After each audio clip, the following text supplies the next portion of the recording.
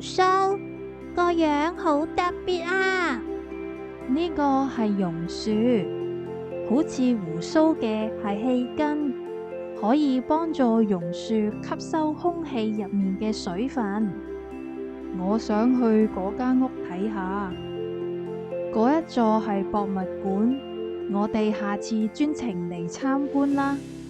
佢哋到咗行山嘅石梯，呢啲梯級好易行啊！呢啲係工人用石頭建築嘅，方便行山人士上山。